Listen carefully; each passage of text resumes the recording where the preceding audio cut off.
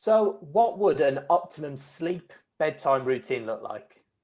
Well, the bedtime routine really starts from the moment we get up in the morning. In order to sleep well, we need to manage effectively what we do and the time we do things during the day. And this comes down to caffeine use, timing of meals, timing of exercise, light exposure, and allowing wind down time. So let's take some of these in turn. So caffeine. So caffeine has a half-life of around 5 hours, meaning its effects take 5 hours to reduce by half. So imagine we had a double espresso at 5 p.m. By 10 p.m, we still have the equivalent of a single espresso shot keeping us alert.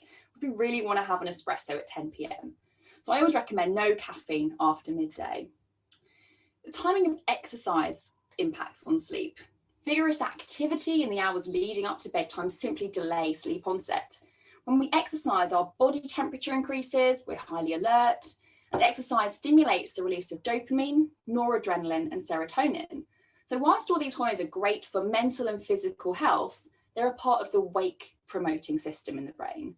Higher circulating levels of these monoamines, as a result of exercise in the evening, will make it hard for your brain to quieten that wake promoting system, making it really hard to get to sleep. So I recommend no exercise in the hours leading up to sleep.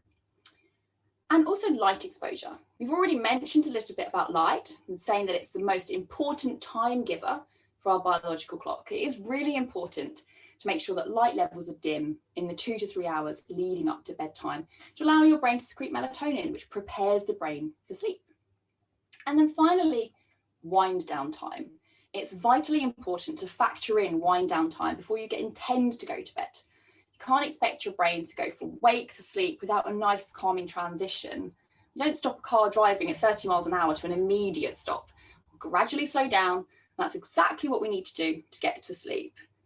So for the hour, maybe 2 hours before bed, you could dedicate quiet, relaxing time, have a bath, read a book, watch a TV program, one that's not too stimulating, do mindfulness or like yoga or stretching. Just make sure you factor in at least 1 hour before you get to bed. And make sure you do all these activities in dim light.